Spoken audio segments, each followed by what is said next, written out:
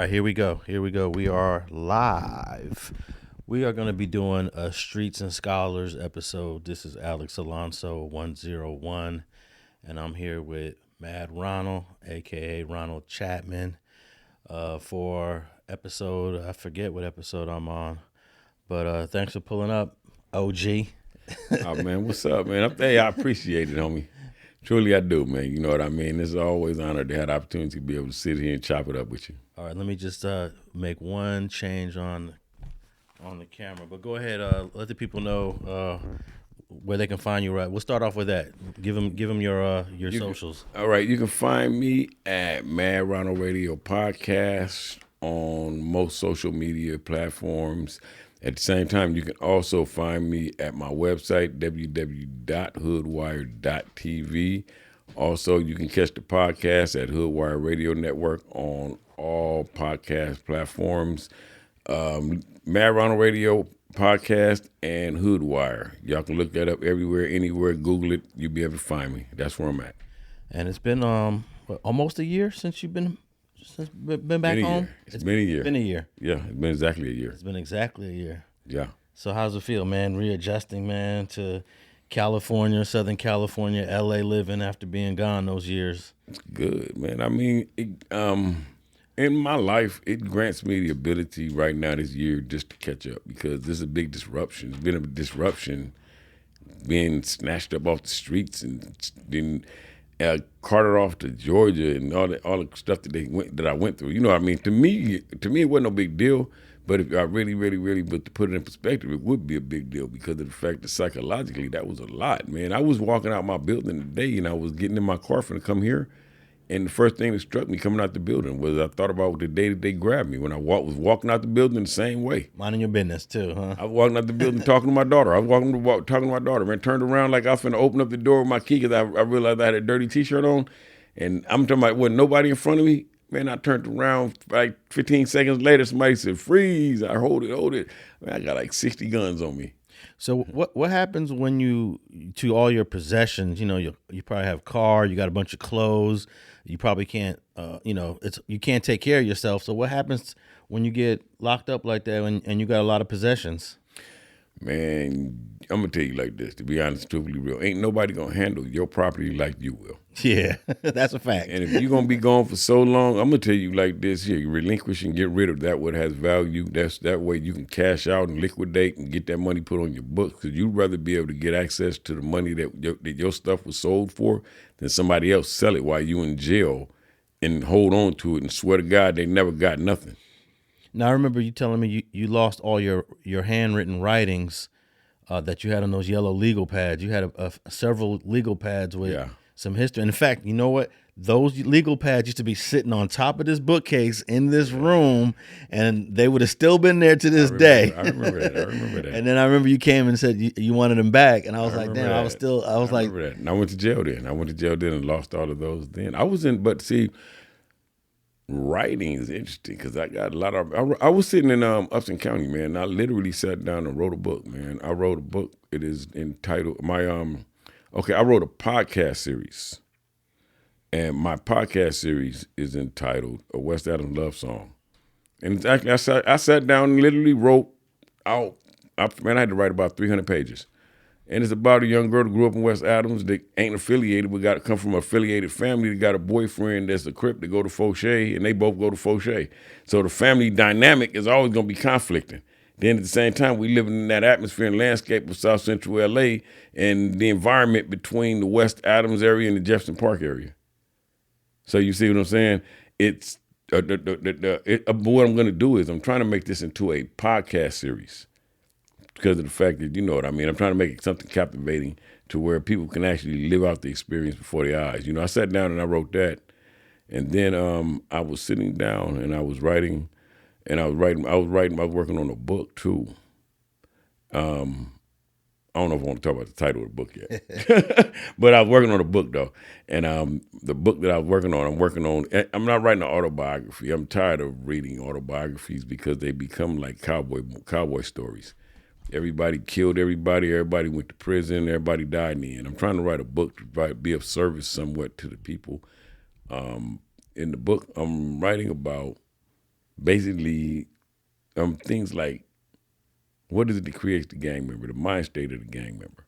See, I always talk about, before, I've said on the podcast before, I always think about, what did the killer eat for breakfast this morning? Did he know he was going to kill somebody when he went out? Because these are kids. A lot of these are young kids, and they don't even know the power of what they got in their hands. So you got to wonder, how did he start his day out? You know what I mean? Because the killer might be 13 years old.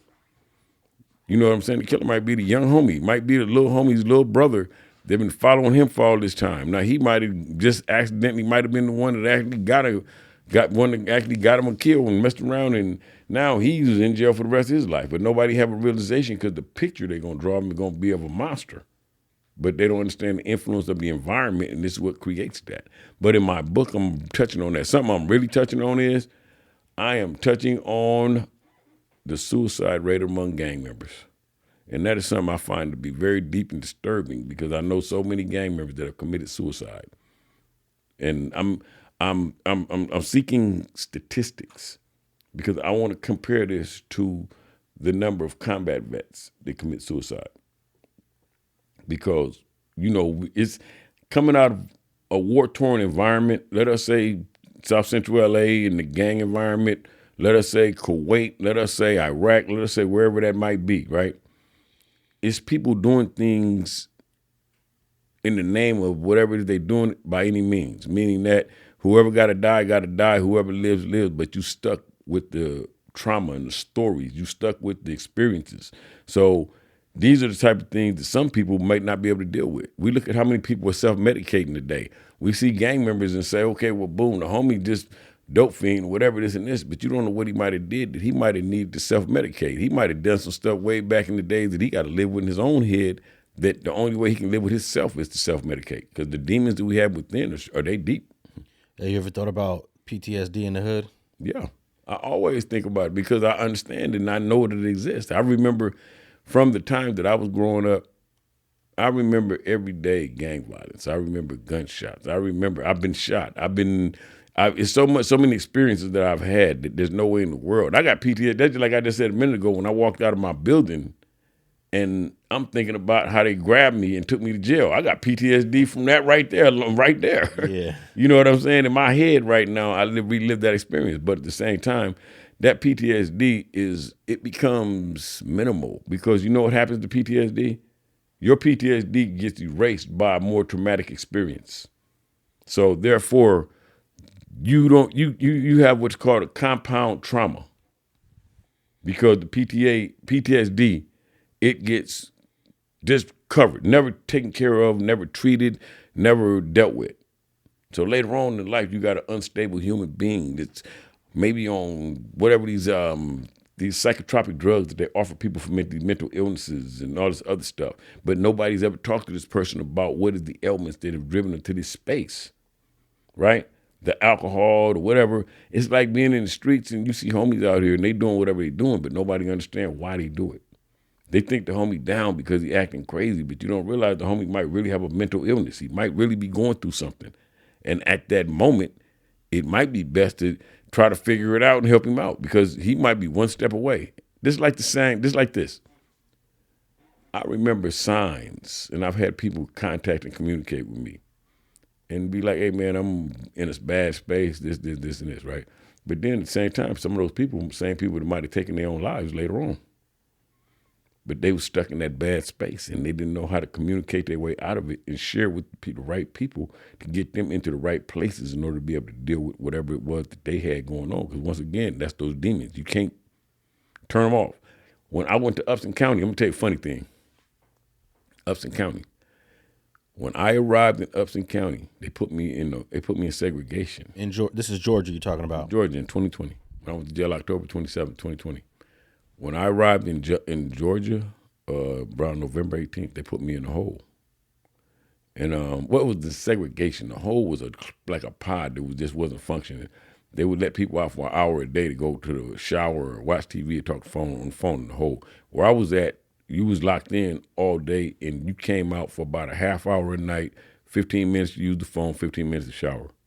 Then they lock you right back down. But the interesting thing about this is that grown men, it was a lot couldn't handle just being isolated. couldn't handle being in these spaces by themselves. I used to be sitting in my cell, right? And I would hear grown men in here crying, losing their minds, beating their heads on the bars, screaming and hollering. I'm sorry, you only reason you're doing this because you're in the cell by yourself. But watch this, when you're in the cell by yourself, now you ain't got nobody to talk to, and all the demons in your mind are activated. Oh, wow. You see what I'm saying? Yeah. Now all of a sudden you in it crying and screaming. I'm telling you, I used to trip off of this about people. You know what I mean? Because think about it, it's total silence.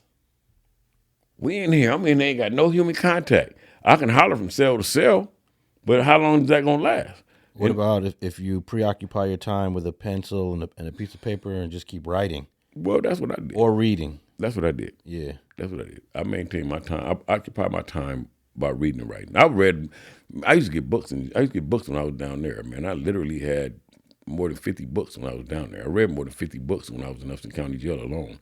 And like I said, I was down there writing also. I was down there occupying my time constructively. I've done time. I've been in the hole before. I've done harder time. You know what I mean? In harder places. You know what I mean? So I can adapt to it. But the typical person cannot adapt to it. The normal person, the person that's been in life every day, dealing with their woman and their kid and going to work every day and living a normal, conscious life. The guy that had a drink or whatever, get in a fight and go to jail. Now he ain't used to being in jail because he ain't never been in this space.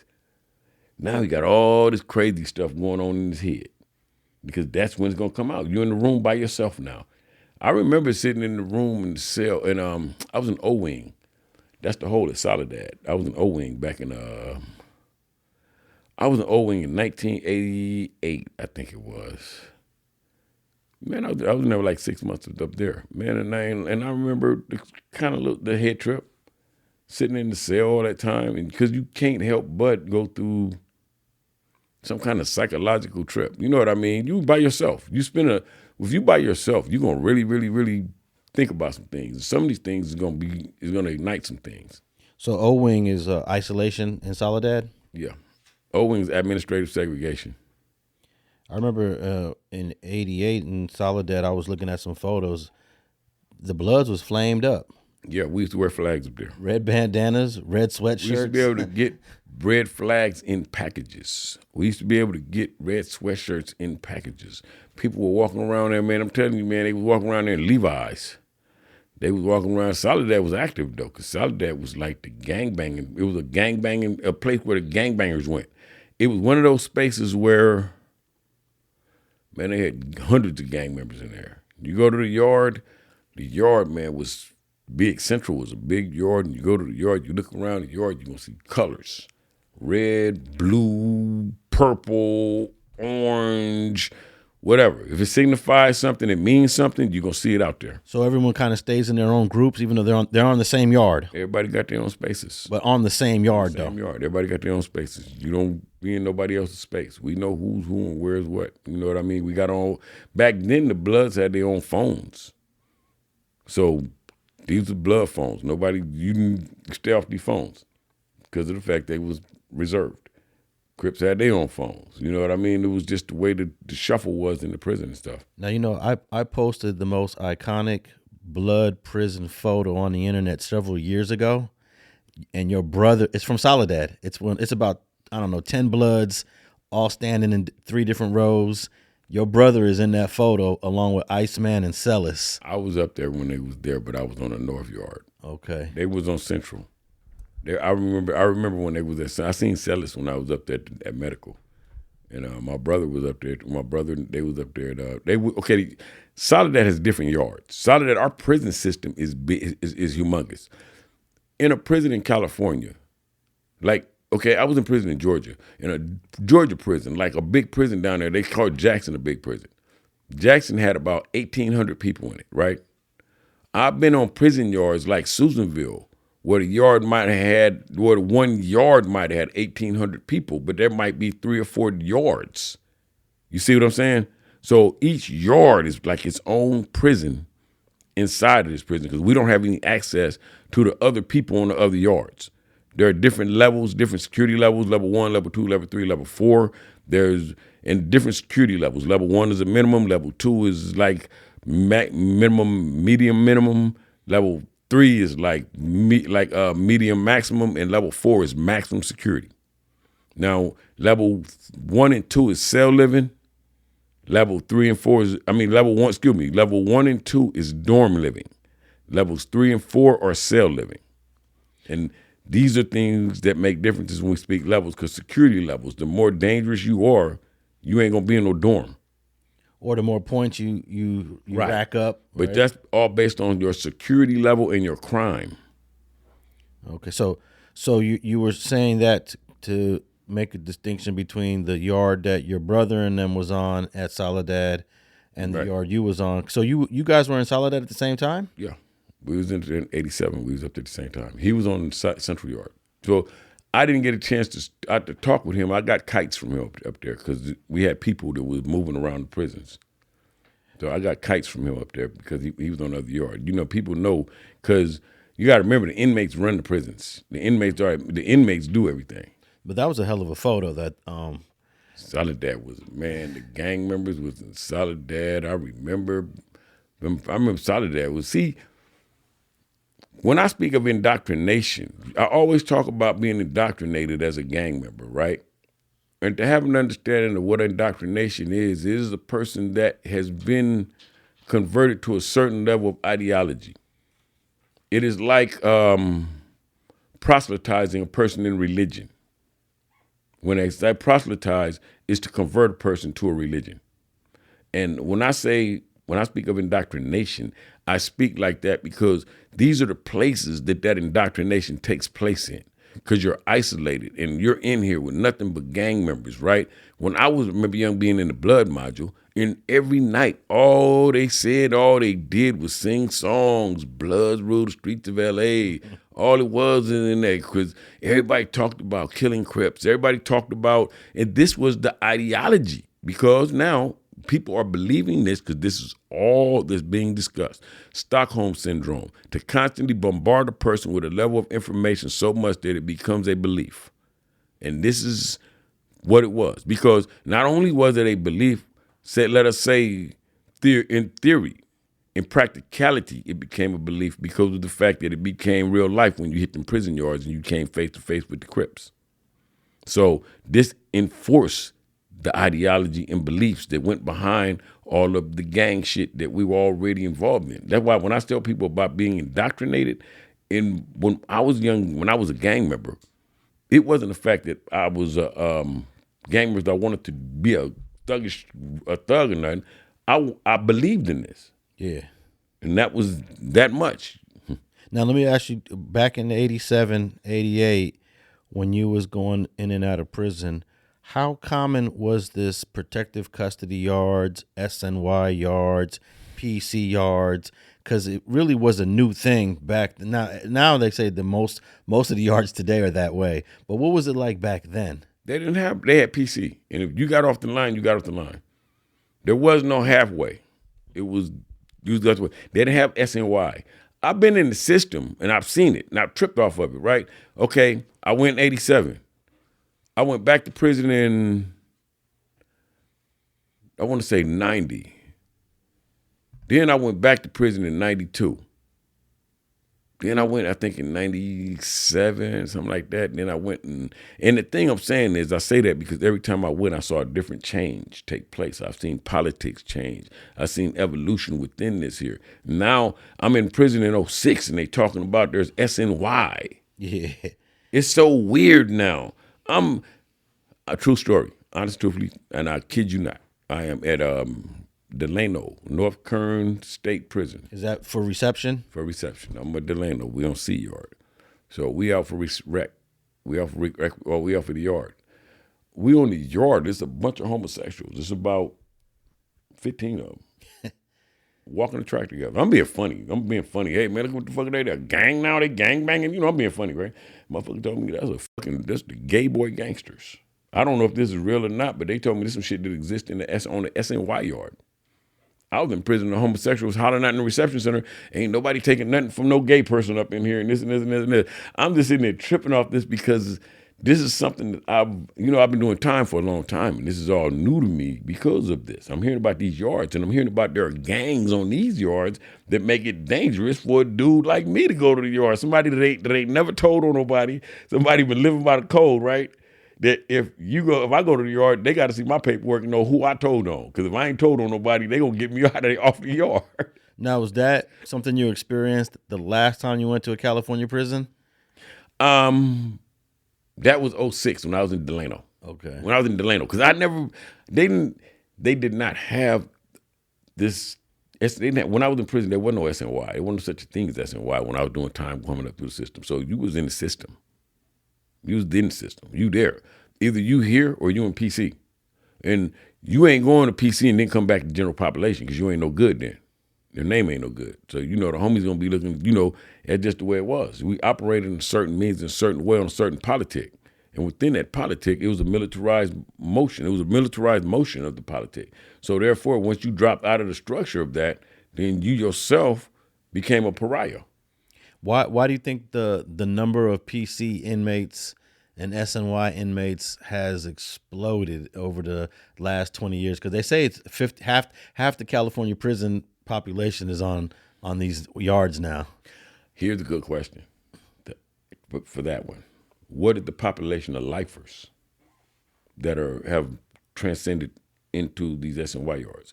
Because then I say that because it's some people that have been in prison for so long that have changed their lives so much. See, if I went to jail 30, 40 years ago and I was a little killer with the Uzi and I was out there doing everything, but then suddenly I've been in prison for the last 25, 30 years and I found myself, and now I'm Ronald with a Bible and this ain't my life no more. And now I'm trying my best to escape this. I'm trying to get back into the world with the things that I left behind and the things that I love. Then this might be something I might do. I might find myself. Yeah. I might come to the realization and realize that this is all bullshit. Because you've been there so long. I've been there so long and life is going on outside. Because people that are free come to that realization. Right. Over 20, right. 25 years. That's what I have met. So, and let me tell you honest truth. I have never met a gang member that had been in jail for a long period of time for a gang-related murder that they were proud of. Because there's an awakening. See, we do things as kids. We play. We in the streets. We playing with guns. We playing with each other. We ain't throwing rocks. We throwing bullets. Around, you got hit. Now you got hurt. Now I'm in jail. Now I go to jail for 25 years.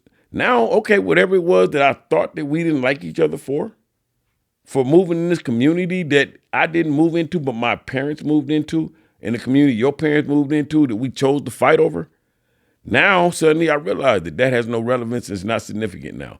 I've been in jail all this time and wasted all this life. So basically what you're saying, sometimes the only way to come back home, if you've been sitting in there for 20, 25, 30 years and you've been solid the whole time, is to get off this yard. Well, from my perspective, I'm saying that, I'm not saying that's the only way. I'm just saying that I can see a sense of maturity where a person can say, man, I've been away from my family for 25 years. I don't care about none of this. My grandchildren are growing up right now without me. I can see that. Yeah, because there's some yards right now. Salinas Valley has a couple. Calipatria has a couple. Kern Valley, that it's just gang banging and gang politics. Right. And if you're on that yard, you're not really trying to come home. Well, this is the thing. It's always been that way. There just never was any options. They offering an option now. See, watch this. You in prison. Remember, we were just talking about the OG homie. He been approved all this time, all that time, ready, could have been all this, right? But at the same time, he's not ready to go to the board because he's not prepared to go to one of these spaces. Because to go to one of these spaces means now that I have found myself in a calm space. I found myself where I'm tired of all the foolishness. I'm showing them I don't want to be a part of this. I don't want to be a part of that. That's what but the homie, that I'm doing what I do the way I do it. And this is what I came as, this is what I'm gonna leave as. You see what I'm saying? And That's what you're up against, because those are the people that are, you know what I mean? Plus those that benefit from the politic of whatever's going on the yard by way of money, whatever else, and control. Yeah, I noticed that there are more and more black inmates that are seeing what you're saying and making that transition from this yard to that yard. And there's not a lot of judgment towards that person. But the Latinos, once they come to that realization, they're ostracized by their peers. Have you noticed that difference? That a Latino that wants to make that realization, I want to go home. I miss my family. I've been here for 25. They're not given that same, The structure is different. I was in Susanville on the Cascade Yard, 2006. When I first arrived at Susanville, there was a yard. They had the North Indians on the yard. So my first day there, I see some Norteños attack another Norteño. So I'm not knowing what's going on because of the fact I just arrived. I just got here overnight. What I come to understand on that yard was the fact that that was the dropout yard for the North. So all the Norteños that were on the yard at that time, they were all dropped out of the structure. But they had an understanding that the active member could not come on that yard couldn't be there for 24 hours. So they had to do a removal. Yeah. Right? And that would happen all over the yard. They would be doing removals, right? But this was the thing. These are those guys. In their mind, this is that space that you're talking about. Because for them, on this yard, these guys can't allow to have guys that are functioning and active among them. These guys have to be in a situation where they have to be under the control of their opposition. Because they're saying, we're not active. You understand what I mean? We're not active.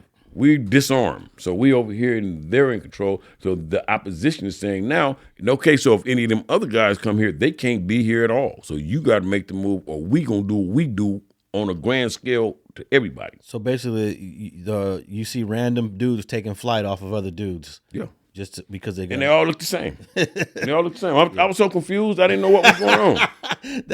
Yeah. See, these are things that I'm confused about. I've never seen it before. I'm so far up north. I don't know what's going on. But this is what's taking place up here, and this is because people had to start explaining to me what was taking place. I didn't know. You know what I mean? So you saw, I guess, a clash between the North and the South, and it's just a bunch of Mexicans. I see the North and the South. I was on the yard of Susanville. 2008. I don't know what the word was that came. I heard it was going to get into it. And we all get the word because it was store day. So they try to say, okay, well, after the store, it's going to go down. They got word that, okay, let's just say their opposition got word that there was dropouts on the yard. Well, they knew it. And they sent word and said, well, that's what you on the yard. What that say about y'all? This is what came over there. And this is where I heard what was the word on the yard. And they sent word over there and told them to do what they had to do. And now they did this and got all of them out of there. Now they brought some real ones over here. I'm talking about the real structured ones, the ones that's out there exercising, the ones that's out there posted up around the handball courts, the ones that's out here walking the track jogging, the ones that's standing around the toilet while your man over there handling his business. I'm talking about the ones that's really with that business, that structure. They brought them in there. And they got into it. Man, they got into it with let's just say the oppositions. They got into it. There's a couple of them. You ain't never seen a unit move like that. Them dudes move like soldiers. They move like the military. You had motherfuckers running. They was only about 10 or 15 of them got into it with about 50 dudes. And I swear, you seen people running everywhere.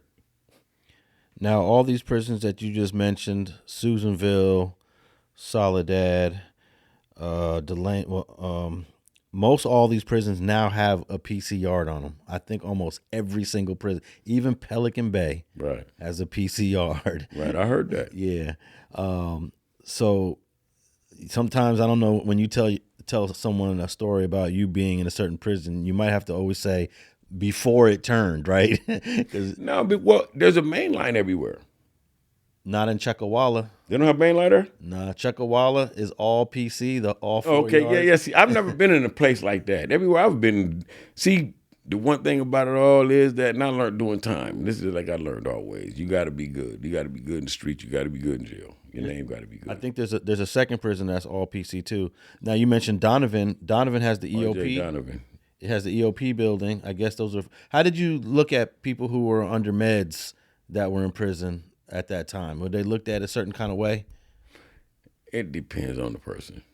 If you playing or if you need it. Yeah, because some people are playing because they hustle. Right. Are you playing or do you really need it? Yeah. Are you playing to go crazy?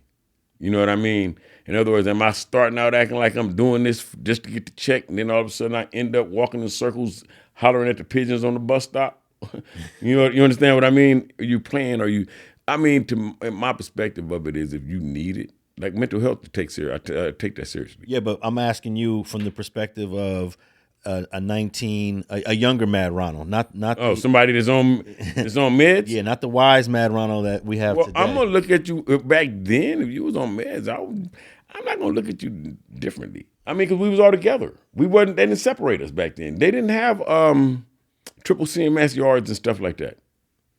Everybody was together. They just had a pill call. Everybody, they could bring the pills to you. You know what I mean?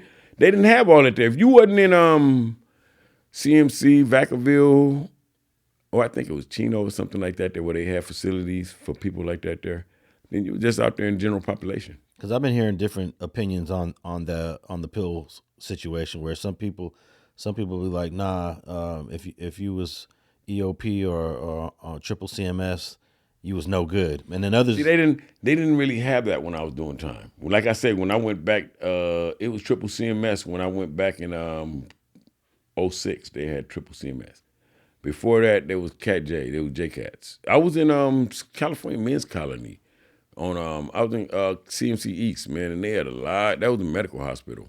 I mean, it was a medical. They had a hospital there, and there was a lot of people there that was on mental health and all kinds of stuff like that. That was a space where it was really interesting to see, because there was a lot of people there that were mental health, man. There was a lot of people there, and like those places, everybody just went to. You didn't see. They didn't separate. The only thing that separated you really was just your level, your security level.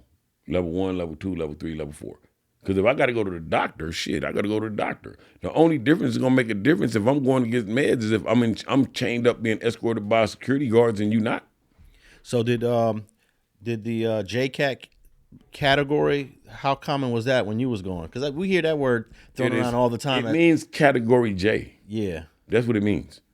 It's not JCAT. We say that in prison.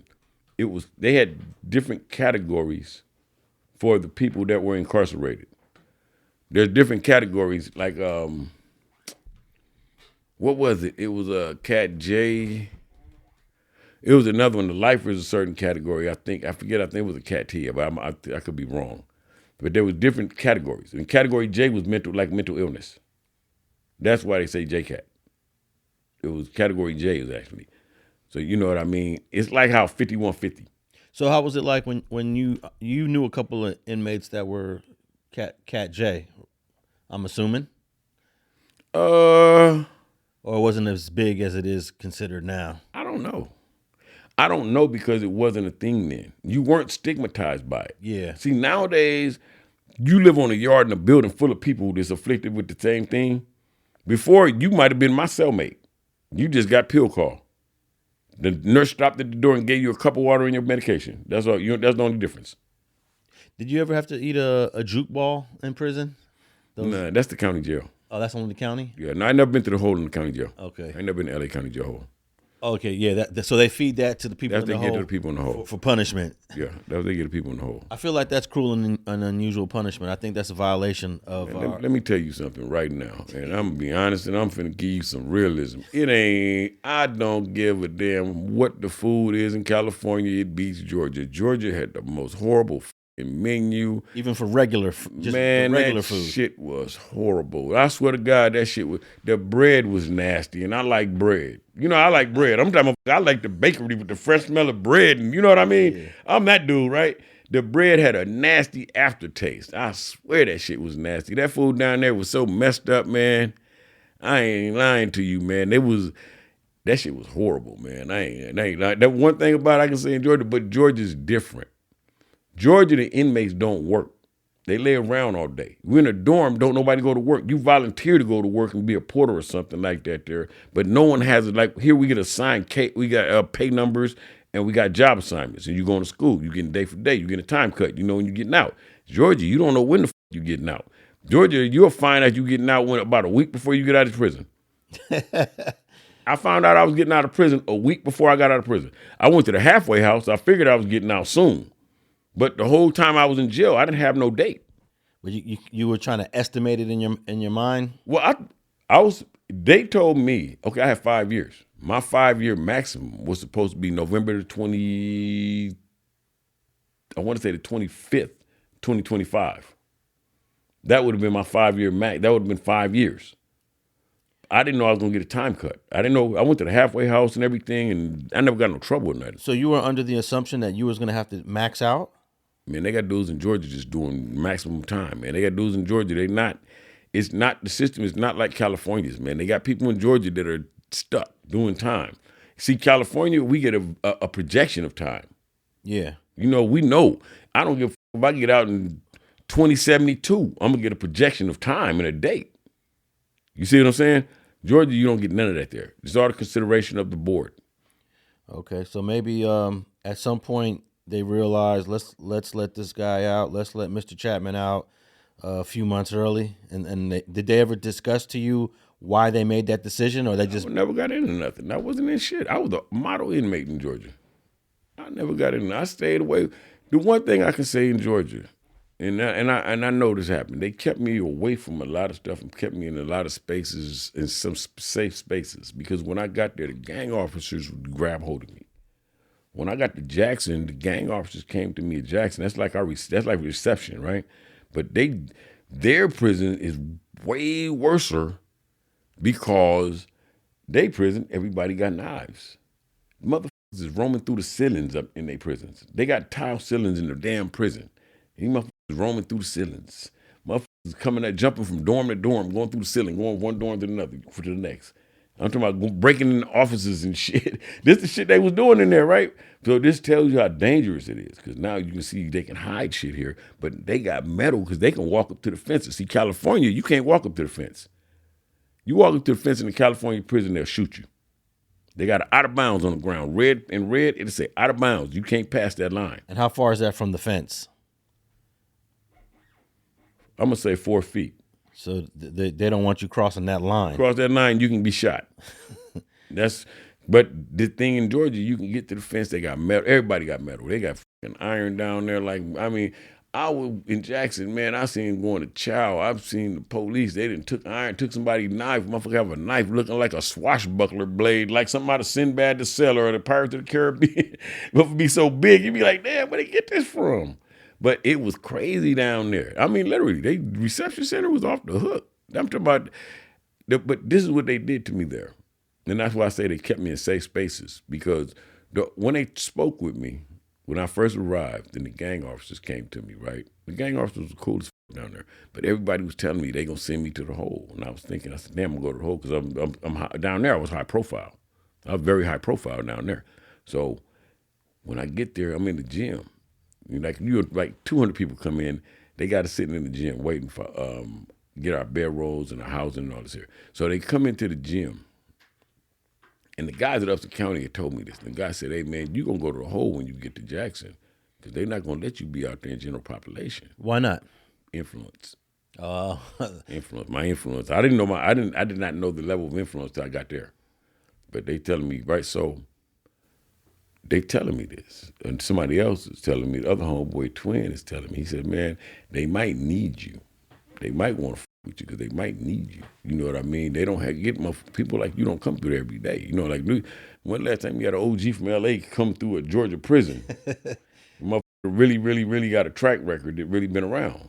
So when they spoke with me, they came back and I was in the gym and I seen them come in, right? They had on the IGI, Institutional Gang Intelligence. You know what I'm talking about, that, and that security threat group jacket. They had a jacket, the STG, security threat groups. You know that's prison groups, right? Yeah, that's prison talk for gangs. Prison gangs. Yeah. So anyway, everybody called about 20 people.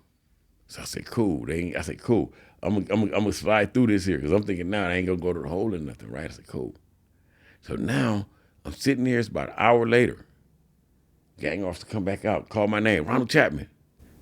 I said, God, I'm finna go to the fucking hole, right? This is what I'm thinking. I just spent 6 months in the hole in Upson County. I'm like, but I've been out. It's been over a year or something that I've been out because I did 2 years down there. So I said, damn. So I walk up to the gang officer. I said, damn, man, I knew I couldn't get past you motherfuckers, man. I said something like that to him, right? I said, I'm thinking they finna put me in handcuffs and get ready to walk me off to the hole, right? So I walk off in their back in the office in the interview area, and they see me, and the gang officer look at me, and he looked at me. He said, man, I just wanted to shake your hand, man. What's up, OG? What's up, man? Him and his partner was like, oh, what's up, man? Well, it was cool, right? You know what I mean? 'Cause then we started talking. They seen where my head was at. Did you get a chance to tell them that this case was exaggerated? And everybody already knew about the case. Even they had been reading about my case and following my case. It was people that was following my case. It was a big case at that time. So it was people that they was expecting me when I arrived. They knew I was plus the gang officer, one of the gang officers up there told me, he said the FBI and GBI contacted them when I left Upson County Jail just to let them know. And they suggested that I should be locked up. They suggested I should be locked up in what they call high max. So the GBI wasn't really too friendly towards you then. No, I didn't have no conflicts with them. But they just trying to make me look like they want you to go to the hole. Yeah, they want me. They want me to hold. They want me to hold. Hey, look, and the gang officer told me straightforward. He said so. We had a conversation right at that moment, and they were talking to me, and I was explaining to them, man, this is some bullshit. I'm not saying even my deal. You know what I mean? They said, man, this and this. They done their research on me. They know the stuff I was doing here. They know what I was doing in L.A. They said, man, look, let me tell you like this here. Typically, we get somebody as high profile as you come through here. You go straight to high max, but we feel we can use you. We're going to send you down here where we working at. They sent me to the dorms in Jackson. You know what I mean? They sent me to the dorms down there. It was cool in the dorms down there. But they sent me down there. But this is what they used to do. When something happens, they got to come. They don't come and get me and take me over where it happened at because 99.9% of the drama was happening with the Bloods. So you taking me. I'm going from place to place. Somebody putting out fires for them. You know what I mean? That was cool though. And then I started doing orientation. Everybody that came through. Anybody watching this that came through Jackson when I was there will tell you I was doing orientation. I'm talking about for 4 months, homie. I did orientation every Tuesday and Thursday when people come through Jackson. I'm the dude. They got to come through the room. It was me. It was a couple gangster disciples. It was a couple Muslims. We was all welcome to Jackson, motherfucker. Hey, did you get to take some pictures with all these folks? Was there any photography? Nah, there was no photography. Damn. It was interesting though. It was a whole nother world there, though, man. But the gang officers, they was cool. And they kept me out of this shit because they didn't want to put me in the shit. But watch this. You would rather have me here working with you on your side, doing what I'm doing, talking to people and keeping the drama down and walking and talking to the gang members, than to have me with the gang members. Because I might be able to incite some shit and have this place go crazy. You understand what I mean? I got on a bus. Hey, I kid you not, I got on a bus. It was some dudes on the bus talking about me. They ain't never met me a day in their life, but they was talking like they knew me. I'm on the bus listening. I'm on the bus, literally, real talk. I'm in Georgia. I'm on the bus listening. And these guys are talking like they know me. They talking as if, the guy talking like, you know what I mean? Yeah, I talked to Woody. I'm just listening. I ain't even saying nothing. I ain't saying that. Because down there, it's different. And when I say it's different, I mean it's different because, dude, it's like we in the South, man, and you got all these people down here that are so hell-bent on this L.A. gang culture. And it's a difference from seeing it on the inside from the prisons because now you're seeing the internal structure. See, they don't have a structure like we do. We have a natural structure. They don't have that because a lot of the guys don't come from the streets as gang members. They become gang members in prison. That's crazy because I just talked to a guy that's in the North Carolina prison right now. He calls me, and he's from L.A. He's in prison in North Carolina. He says, man, these people here in North Carolina, there's no politics, there's no structure. No politics, right. And I think maybe that's a good thing because you're not going to get the conflict. It's different. And I'm going to say that because I was in Upson County and blacks and whites got high together. That was some shit. I was like, whoa, this is, man, what?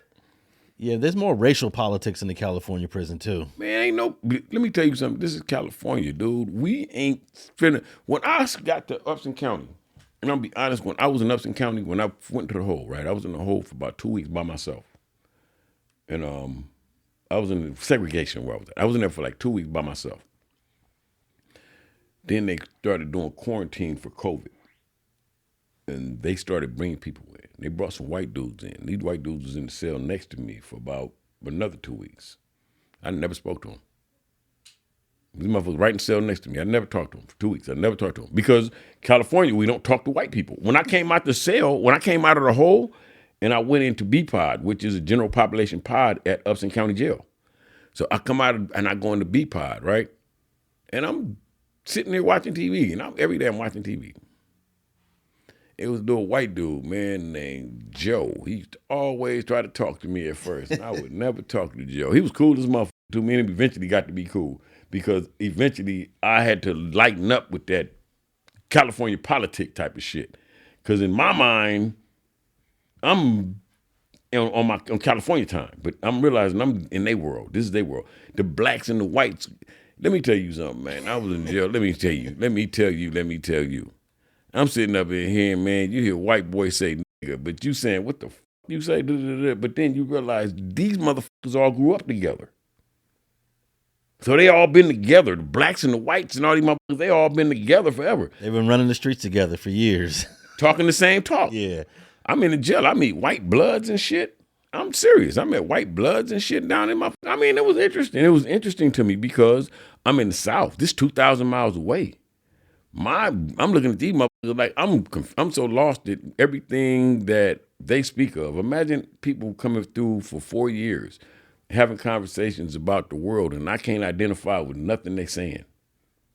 They tell me about the Piggly Wiggly down the way down there by the market or wherever. I ain't never even been to the Piggly Wiggly, but everybody up in here know what the Piggly Wiggly is, and they all talking about it. Yeah, you sitting there confused, right? Right. It's just another world. Yeah. It's somewhere else in the world, but it's interesting because the LA influence.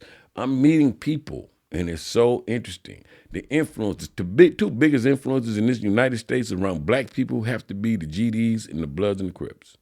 LA and Chicago have to have the two biggest influences because I'm telling you, I'm down there. This is the influence in the South I see.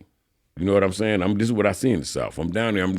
I've never been around GDs. I would throw the Vice Lords in there with the GDs. You got the GDs and the Vice Lords, right? I say what I say because I met one Vice Lord. Okay.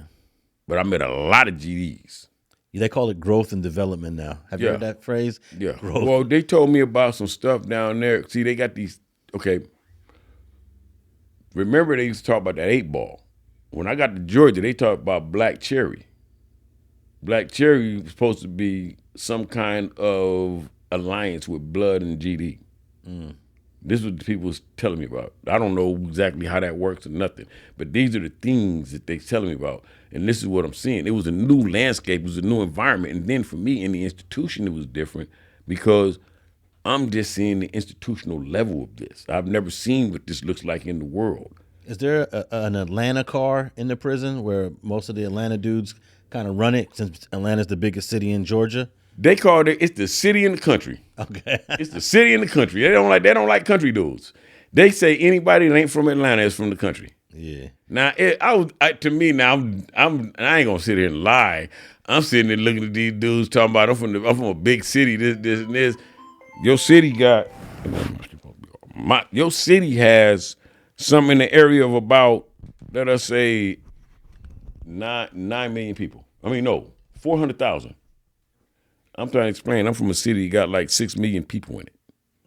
They tell me I'm looking up the state. The state has 9 million people in it. I'm telling you, LA County got 10 million people. Yeah, it's a small city for the United States comparison, but for Georgia, it's the biggest. It's a big city. It's not a metropolis. Look, this is how you know a city is not a huge city because the tallest building in Atlanta is a hotel. Right. The Westin Hotel. Right. You know? Right. So when the tallest building in your town is a hotel, I mean, you're not that big. It's not they're not skyscrapers. Yeah, they're not. But it was cool down there. The people was cool. It was good people. Down there, honestly and truthfully, I met really good people down there. Now, I want to know, what do you think was the reason they let you out early? Did the COs maybe tell them, oh, yeah, Ronald is a model inmate, we got no problem with him? Did they ever share that with you? I just did a good program. I didn't get in no shit. I did my time. One thing about me, homie, I know how to do time. I know what's my shit and what's not. I know what to get into and what not to get into. I know how to handle whatever I need to handle and handle it properly. I'm not going to find myself in bad situations because I know what to do before I enter the situation. So therefore, me, myself, personally, when everybody look at me and see me, they see me just doing my time. If you see anybody around me, I was in the halfway house, right? There was some young homies in the halfway house with me, right? It was about 2, 3, 4, about 5 of them. 5 young homies. They was all out of Georgia claiming 20s. And they used to all be around me, and we'd be eating on certain days. We'd eat, right? And the officer there used to always trip off me. He said, man, I ain't never seen I trip off of how the guys, you have everybody all eat together, and they so respectable, and this and this and this and this. Because also, you know what I mean? I'm gonna let you know what's cool and what's not. You know what I mean? But they would just trip off of me because of the fact that the youngsters were respectable around me also, even with the problem sometimes. Now, I wanted to ask you about this trend of RICOs, since you've experienced it, and here in LA, I think the first RICO against a gang in LA may have been in the late 90s, but then when 2000 hits, we start hearing it more. And then by the time you get to the 2000 teens, you start hearing it almost every year. And now we're at a point that there is a federal indictment against some sort of gang in LA area almost every 2 months now. Let me just give you a few, for example. La Puente 13 was just indicted December 2025. Rancho San Pedro was just RICO'd in October of 2025. The Van Owen Street Locals, which are out in the Valley, they were just indicted in September. The Rollin 60s, that Big U indictment, that was March of 2025. And I mean, I can go on and on and on and on. I mean, we off camera, we talked about the 2 BPS indictments, right. Red Rain and Cold Stone. I remember the Avenues out in Northeast LA, they had 2 indictments in the 2000s. Have you ever thought about, like, why is the law enforcement and the FBI linking up with the locals so much to put so much resources, so much law enforcement resources for the same crimes that the state can charge if they want to do it? There's nothing, to me, at least the way I see it, I don't see anything more spectacular. I don't see anything more violent. I don't see anything more criminal. Why are the feds meddling in local business so much? Because they want accountability for the crime that's been committed that they have not been able to make nobody responsible for. So if they seek a RICO, they're seeking leadership of some kind of structure. See what I'm saying? Because, okay, a lot of those you mentioned were Hispanic groups, and we already know that structure. And we know that there's that hierarchy that they answer to, and we know the scrutiny of that. So it's in their circles, it's always going to be that way because there's that hierarchy that exists, and there's always going to be indictments because there's always going to be trying to knock the heads that are on the ladder. They're always going to be trying to knock them down, but they're always going to be trying to knock them down because the next one's going to be climbing right up, taking his place. So that's always going to happen with them, and that scrutiny is going to happen from community to community because of the way the rank and file is set up. Now with the black groups, it's the same thing. They want accountability for the crime, but there is no organized structure. So now when you got those that's out in the front, the voice, the person somebody that where people know who they respect, because you can get a RICO, you ain't got to commit a crime. You don't have to be doing nothing to get the RICO. Somebody can tell you about a crime, and you can get the RICO act because you got knowledge. See, the conspiracy part of it is the RICO. So I can be planning to do something, and me and you can be talking about it, and me and these 3 dudes can go over here and do it, right? This is all structured. This is constructive. We're planning, we're putting it together. There's a hierarchy. I'm going to plan it. Now, y'all go do it. Bring me back the money. Yeah. Now, you see that hierarchy, right? That right there, they want that guy, but they got to create that guy. But at the same time, watch this. They want accountability from the gangs themselves because of the fact that they've been operating the way they've been operating for so long and they ain't been able to get the people they want. It's like when they grabbed me, right? They made it. They put it on paper as if I've been operating a criminal street gang and this, and this. But I'm the brokest motherfucker to ever get the RICO Act. So I'm operating a criminal street gang. But I keep saying this, they don't make the RICO Act for punks. The one thing about all of this here, and people are not conscious of, and I'm very conscious now of this, influence is everything. They had me because of my influence. You trying to tell me, they tell me my influence is this big, but I don't control that. I control my narrative. I control what it is that I want people to get from me as far as a message. Now, if somebody just cash apps me $100 because they want to look out for me, can that pull me into a RICO? Because, hey, maybe they like my work. Maybe they support me. No. You know, they cash apping me money. No. It looks like a money trail. No. Because of the fact that there's legalities to that too. Because of the fact that you can see means and the ways there's a trail where the money came from.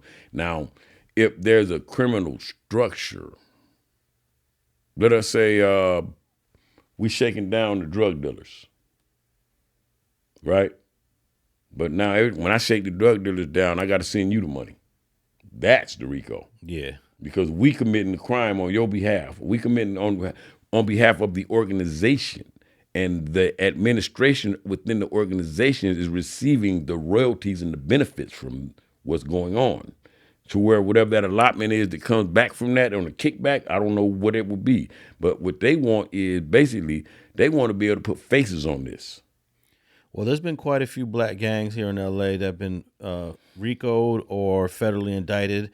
I should have got a list, but the Rollin 40s we mentioned that. I remember them. I remember when they got them. The Rollin 40s, I guess because they did those bank robberies. I'm not sure if the bank robberies was before or after, but the Pueblos on the east side. Right. I remember when the Campanellas got indicted in 2007 because they was working with BMF. Right. I remember Big Kenzo was a fugitive out of that one. Right. So of course we got the Black P Stones. I think the Black P Stones are probably the only black gang to be indicted twice. Mm-hmm. Yeah, 2 times. Right. And they do these press conferences. We're gonna bring an end to the gang. Right. We're gonna destroy its leadership. We're gonna bring the community. You want to know something about that? I'm gonna be honest and truthful with you. That shit is politics. Yeah, it's all theatrics. That's theatrics. It's like That's a show. Politics. They go back to when they got me. The fucking horse and pony show. You got the governor here. Motherfucker, what have I done to have a governor involved? It's my distinct honor and pleasure to introduce to you the 83rd governor of the state of Georgia, Mr. Brian Kemp.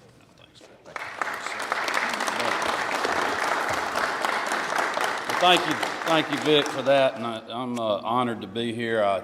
We started talking about this, as Vic mentioned, over 3 years ago during my campaign, and I'm just incredibly proud of the work that we've all been able to accomplish. And it is literally a federal, state, local partnership, and that is what has made us so successful, and we're committed to continuing that in the future, because this is a very organized groups of people that we're going after. They're sophisticated, and it takes all of us working together to be able to continue to bring them to justice and to keep our communities safe.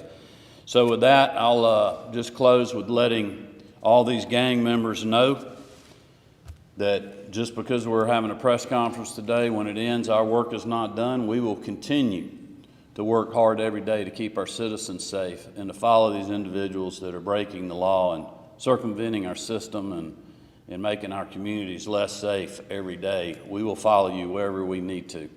This particular operation is dubbed Operation Caged Doves, and I'm proud to announce today that it's netting 46 RICO and gang statute indictments.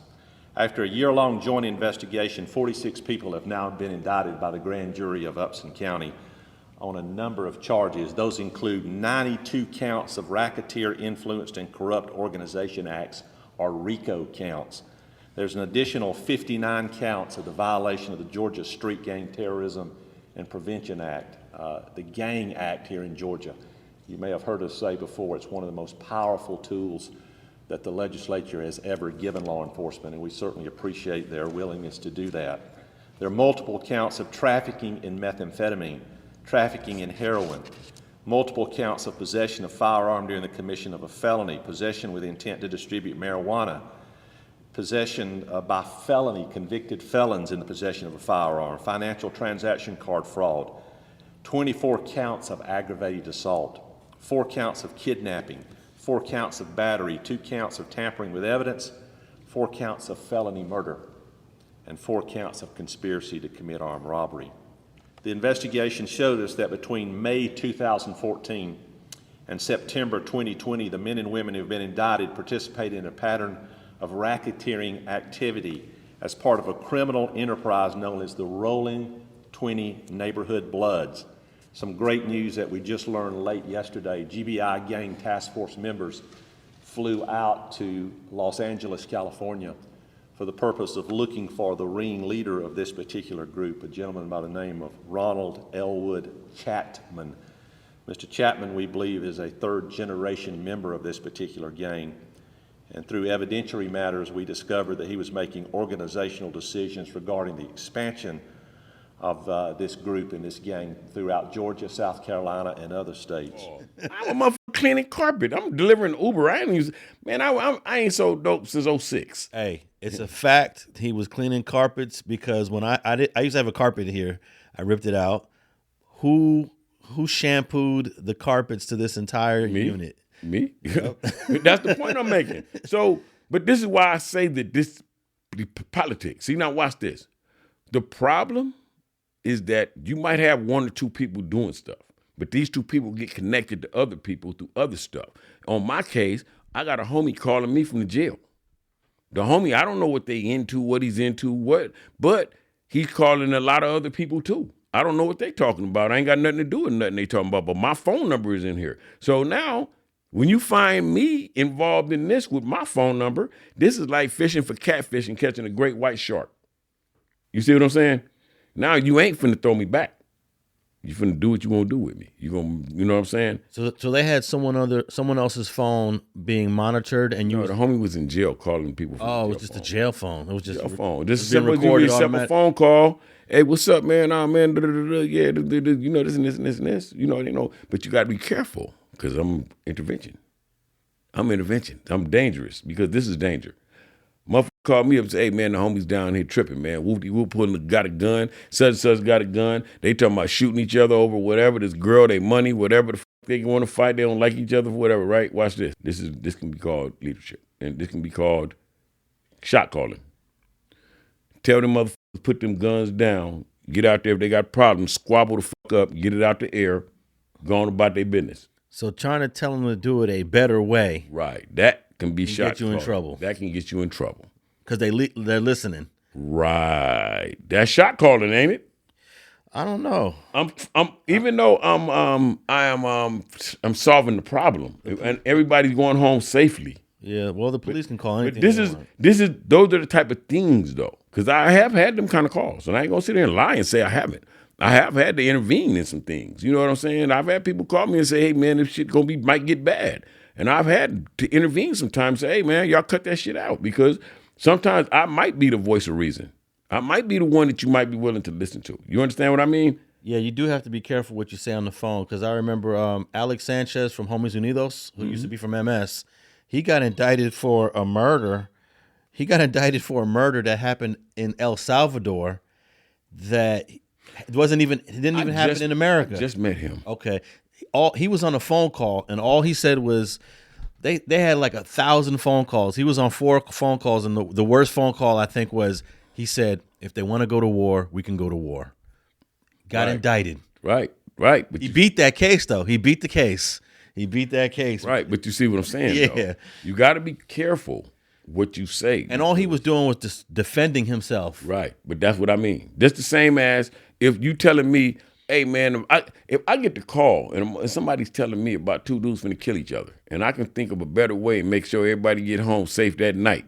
You might be bruised and beat up a little bit because you might not have been able to take what the other person gave your ass, but you made it home back to your family. I think that's a better alternative than saying, I don't want nothing to do with it. Yeah. You know what I mean? Yeah. So you just met him recently, Alex Sanchez. We did we did a training with homies Unidos, with all the different organizations and stuff for my job that I'm on now. You familiar with Berendo Junior High, right? Yeah. Yeah, because that's where all the first generation MS dudes went to Berendo. I remember which them. is not that far from Hold up, here. let me tell you something. I used to buy weed from them when they was MSS. Yeah. On Ardmore. Okay. I I used thought to you go- were gonna say Fedora. No. Just close to Ardmore. No, Playboys was on Fedora. Yeah. I'm talking about Ardmore Park. I used to buy weed from them when they was MSS, when they was stoners. Literally, they was rockers. They wasn't even gangsters then. I remember when they started MS. I remember that. You know what I mean? You know, close as our communities are, that's only about a mile and a half away. Yeah. It's the next look for junior highs. You have Mount Vernon, which is Johnny Cochran. Right. You have Berendo. Right. And you have John Burroughs, and then you have the one in the Harlem's. Fauché. Right. Those four schools cover all of this area. Fauché, Right. Mount Vernon, John Burroughs, and Berendo. Right. Am I missing any other one? No. Yeah. Those. Early on, I'm gonna tell you something interesting. You know that early on that our homies had a great attendance at Berendo Yeah. because the neighborhood started north of the freeway. So that was the school district There were more blacks at Berendo back in the day. back in the days. And a lot of our people went to LA High back then too. Yeah, for sure. My brothers went to LA High. And my oldest brother went to Manual, and I think Raymond went to LA High. I guess the two main high schools back then would have been Manual Arts or LA High. Arts in LA High. And Dorsey wasn't that far either. Dorsey sat in the back by the jungle over there. See, we was all going locally to school. You can imagine if you lived on Washington. You didn't think about Dorsey if you live on Washington. You live on Washington in Normandie, you ain't think about Dorsey. Yeah, it's either Manual Arts or LA High. Right, exactly. I mean, but it's interesting though. I remember that. Let me tell you something that's fascinating to me. I was in New Brunswick, New Jersey. So I'm out here with some Bloods. This is in 04, I think it was. So I'm out here with some Bloods. I'm at Feaster Park out here in New Brunswick. I'm out here with some 20s in Feaster Park in New Brunswick, New Jersey. I'm out here with about 15, 20 people, right? So we sitting here. So a group of Mexicans come, a group of Hispanics come. And we in the bleachers. And they in the bleachers on like right on the other side from us, right? So I'm asking, who are those? The Latin Kings? Because I was in I was in the area where Latin Kings was, because I was staying at Forest Hill in Newark, right? And that's like a heavy Latin King and Nietas down there, right? Yeah. So we sitting in Feaster Park and we doing our thing. So I asked the homie, I'm like, who is that right there? You know this and this and this? 'Cause I'm thinking they're Latin Kings. So the homie go talk to him. And he come back. Is it like 20, 25 of them? He come back, sit back over here and say, oh, they're from MS. I'm like, damn, that's crazy. Because think about this. I'm in New Brunswick, New Jersey. I'm sitting in the park on the bleachers with some fucking Rolling 20 Bloods and some MSs on the other side, like I'm in Los Angeles. It must be a trip because you're saying to yourself, like, damn, that hood started a few blocks away from where I lived, and now I'm over here 3,000 miles away. You want to know what it was? It was the influence that gets me. Because like I say, once again, it's amazing. I mean, you're going to meet some people I met people that took it seriously. I met a guy when I was doing the orientations in Jackson. He came through Jackson. And this dude, when he came through, this guy had tattoos. I thought he was from Los Angeles, right? I thought he was from APB. And he had the tattoos and everything. Looked like me. I thought he had LA. He had LA tattooed on him, right? Like the LA Dodger LA. He had that tattooed on him. So I'm waiting to talk to him because I see him and I'm looking. I'm like, oh, this must be a homie. Let me see what's up with him. You know what I mean? Because I always try to make sure the homies are straight when they enter, right? So I'm talking to this dude, man. This dude was from Tennessee. Fascinated with LA, huh? Man, I'm telling you, it's amazing. I've seen it. I'm telling you, from being in the system, it's a whole nother world. Look, when I was young, when I first moved out to LA in 81 from New York had the most influential culture, it seemed like, back then, with hip hop, Right. breakdancing, graffiti, rapping, DJing. Right. But then over the years, I think LA surpassed New York in terms of being most influential. But I also got to say, the South eventually got a name for themselves. You want to know what it was? To be honest, but I believe what that influence was, the movies, motion pictures, and I believe that's what it did for the South too. Because look now how they're making movies in the South. See, the East was always about music, right? But there wasn't independent movies really coming out of the East. On the West Coast, we had the movie industry. You see what I'm saying? That our influence came visually because we was in your living room in lowriders. We was in your living room with flags hanging out our pockets. We was in your living room smoking blunts, and you understand what I'm saying? We was there. You could see us. You saw this. See, the music's influence is auditory. The visual came from not just the West Coast rap, but the West Coast images, because now the world was exposed to the barbecues, the low riding. They was exposed to when I was young, we created images, right? Madd Ronald was an image that was created from the environment, the landscape, and the people around him. When I looked at the OGs around me, I took a piece of everybody and I made something. I took what I liked from those that I might have looked up to, and I created a character, right? From all of this. Now, you can go on YouTube and might be able to Google how to be a gang member. Yeah. All right, I wanted to ask you about this before we wrap up. There was a shooting that happened on Manchester and Normandie on very recently at 6:45 p.m. You heard about this shooting? Yeah, I heard about the shooting yesterday. I think it was at the Louisiana? At the Louisiana on Manchester and Normandie. Okay, and the way that the article reads is that 5 people were shot and they were all there waiting for their food. Yeah, man, let me tell you something that's honest and truthfully real, and I swear to God, let me tell you what I was doing at that time. Okay. I was at a chicken spot in Watts, and I'm telling my girl how dangerous it is, because I told my girl the better the chicken is, the more dangerous the area is. And it's the truth, because they got some good-ass chicken at that Louisiana down there. I've ate that chicken before. But I say this, and it sounds funny, but I myself personally, I eat in some places where people wouldn't think I eat at because of the food. But it's a shame that things like that take place. It's dangerous in Los Angeles in general. And evidently, if those 5 people weren't targeted, there was a target. And the other 4 were just, right, in the line of fire. There was a target. This is Los Angeles. LA is a militarized combatant zone. And people have to realize that, because you can't get so relaxed that see, it's funny. I'm going to tell you what's funny in my life. Funny thing in my life. Okay, my girl is from Mission Hills. So when I take her, like we go to LA, her vision ain't the same as mine. I went to Compton yesterday and I took her with me to the lowrider thing with the other side and the Damu riders. Her vision, we got to go to the lowrider thing. I mean, sit your ass in the car. If you see some shit going on, you pull that motherfucker up out of this thing here and you get ready to go. I'm explaining. I'm planning an escape route before I even get up in here. You understand what I mean? People don't think like that, but this is, you already know how things can go. You at a function, you at a bottleneck of a little road, a two-lane road, one up, one down. You got about 300 cars up here already in the parking lots. That's a horrible scene for something bad to happen in. Yeah. So I'm already planning my way out. But my girl's vision ain't the same as mine because she don't have the same experiences that I have. That might be PTSD. My PTSD? Yeah, your PTSD is got you on alert. My PTSD always has me on alert. Yeah. I'm conscious of things. Yeah. I know some things. So that's what's a trip to me, because I'm telling her this, right? But I understand that LA is just so dangerous, man, that it's a shame if you can't stand in line and get chicken. It's a shame because motherfuckers out there shooting, and watch this. Whoever they meant to shoot, they probably didn't even get them.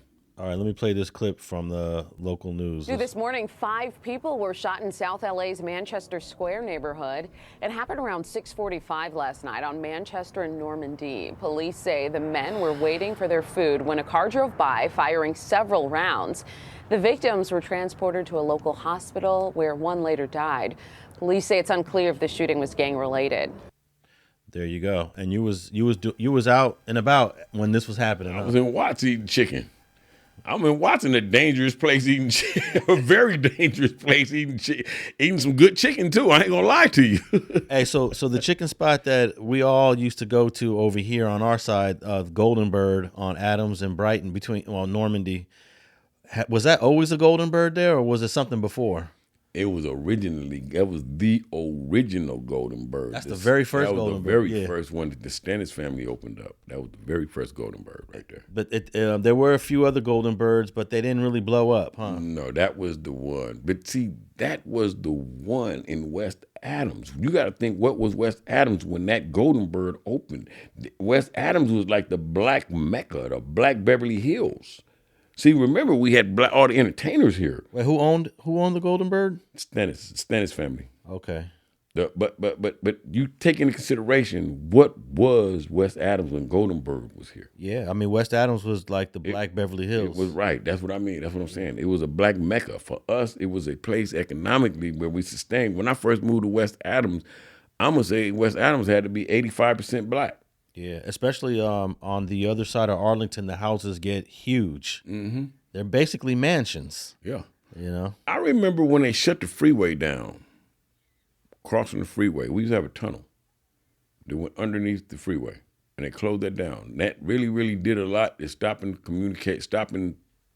foot traffic from going across the freeway, across the 10. Was that after that 1981 killing that they shut it down? It was afterwards. Oh. That was afterwards. This happened. This was on LaSalle by Congress. There was by Congress and 22nd under the freeway. There was a tunnel. It's been bricked up now. Yeah. They closed off and bricked it up. We used to be writing all kind of crazy shit used to happen in the tunnel. I know exactly what you're talking about. Isn't that where Chipper used to live down? On that end, yeah. Yeah. Okay, but when that tunnel was the foot traffic from one side to the other. Yeah. Now you got to go to Normandie or Western. So that cut off a lot of us communicating. Because I used to hang out on that side of the freeway. And it was different. You know what I mean? It was just different. You know what I mean? But the Golden Bird there. Golden Bird was iconic because it was a black Golden Bird. It was independently owned by black people in a black community. And they brought that recipe. Oh, man, I read about them, man. They brought that recipe the recipe came from wherever they came from. Yeah, at some point, I think it was owned by some Chinese people, right? Louisiana. Oh, it became a Louisiana? Mm-hmm. Yeah. Okay. When they closed it, it was Louisiana.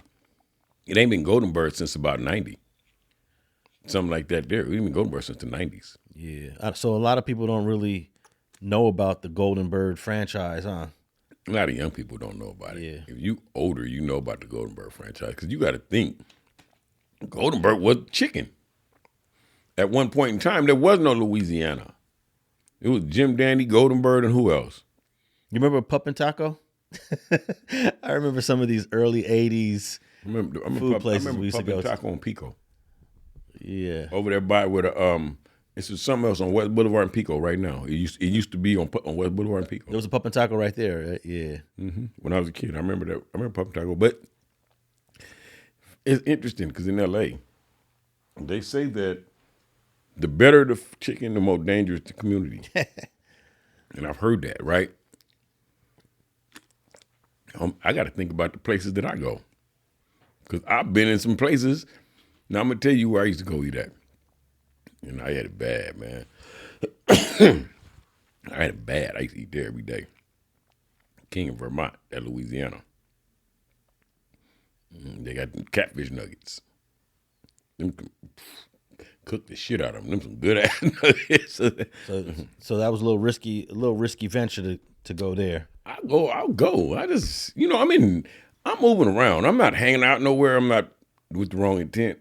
I'm saying, but back in the day, did you think that when I was young, I wouldn't have went over there. When I was young, I was a lot more security conscious about myself because of what I was in, because I was into that. Did you think that back in the day, Johnny's Pastrami was a little dangerous spot at night? It was dangerous. Yeah, a couple people got killed there. Shit, when they had that shootout there, 75 rounds right in that little ass. The parking lot ain't no wider than this living room, and they had a shootout there, 75 rounds right up in there. Tiny parking lot. That's what I'm saying. Yeah. That's why I say that. But Johnny was dangerous. It was dangerous all over. It's funny now because that I be thinking about things like gentrification, right? But when I think about it, and I'm going to think about the bad part of it because I'm going to think about the displacement of people. And I'm going to think about how people being pushed. And I'm thinking about the homelessness and how it's creating another level of homelessness. But I also look at how it made some of these communities safe because they got some of these problems out of here. You know what I mean?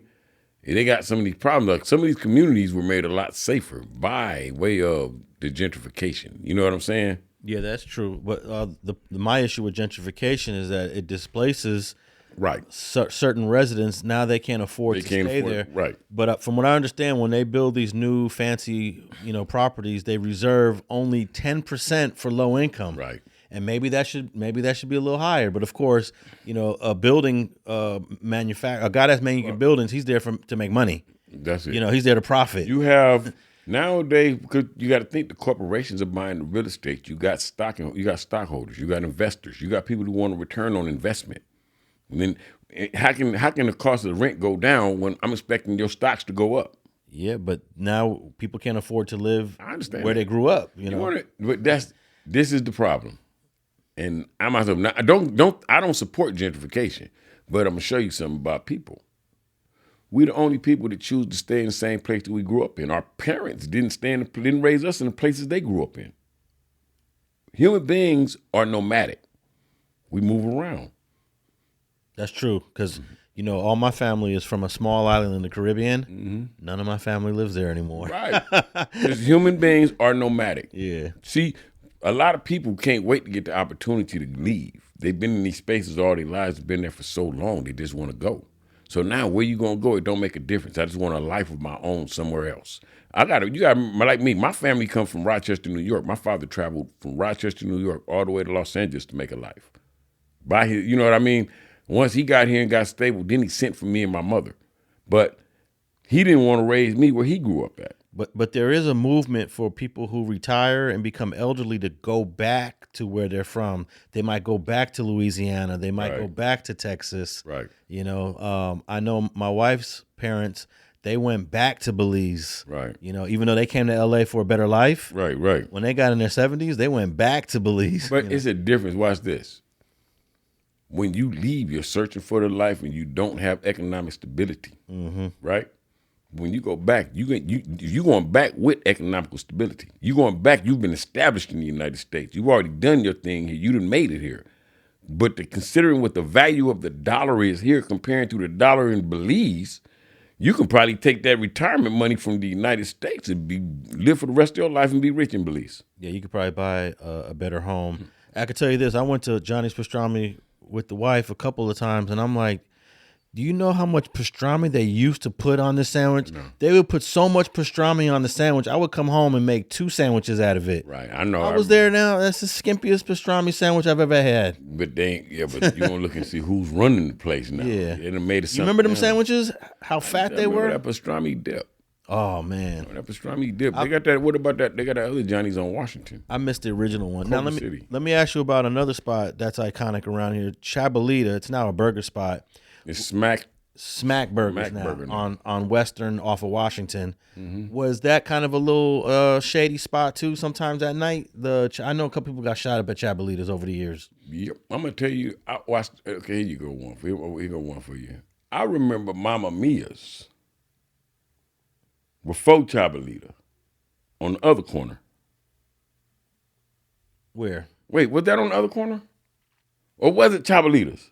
I remember this Chabolitas, but you've been around here a little longer than me. No, Mama Mia sat on the other corner where the strip mall is at before the strip mall was there. Okay, across the street, across the street. Mama Mia sat right there because it was another hamburger stand right there, and then was the barbecue spot right there behind it. The hamburger stand was in a really small. That was Mama Mia's. Wait, the hamburger stand was Mama Mia's? It was Mama Mia's. That little tiny little building? No.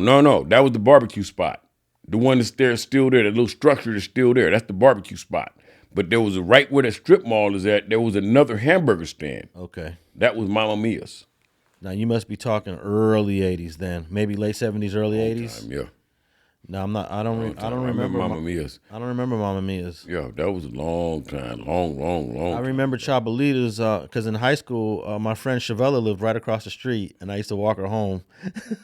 And so I would stop at Chabolitas once in a while. But I feel like Chabolitas was an iconic place in our community, and I was a little disappointed when it became this burger place. Well, the thing about that is that we feel these ways about these things, but we're not willing to invest in them to maintain them and keep them as landmarks. Yeah. I mean, I supported there's it. some things that we see, but but this is the thing though. And I'm older now and I have greater understanding of nowadays that if we trying to make it happen, we got to make it happen with dollars. They ain't gonna keep a name on nothing if ain't nobody gonna put no money behind it. You know what I mean? Everything costs. If that's like saying if somebody said, well, Chapalitas was the building that should have been the building left the name Chapalitas, then somebody should have bought Chapalitas and named it Chapalita. You know what I mean? Well, at the time when the economical strikes kicked in, when they said we're gonna sell this place, somebody else, because of the fact that, that's the key right there. The key objective to all this is economical stability. And that's the power of it all. There you go. That's Madd Ronald breaking it down. Let the people know where they could tap in with you one more time. Y'all can catch me at Hoodwire TV, www.hoodwire.tv. You can catch me at Madd Ronald Radio Podcast on all social networks. You can catch me at the Hoodwire Radio Network on all podcast platforms. Y'all check me out. Y'all tap in. Y'all go over and run the numbers up for me. I don't do that good on social media. You know why? You know what I realized? I don't do good on social media because I built a following in the street. That's crazy, huh? Well, if sometimes it just takes a while to build your online following. You have Instagram? Instagram, Madd_Ronald_radio_podcast and Hoodwire TV. And I catch you on Facebook every once in a while. I see you on there too. Yeah, Ronald Rollin. Ronald Rollin. You're on Facebook. And I'm at Alex Alonso 101 on Twitter, YouTube, and Instagram. And then, of course, we got the Street TV platform where you're watching this now. And if you're listening to this, or if you want to listen to it, it's available on Apple, Spotify, iHeart, and all audio podcast platforms. And on that note, we out.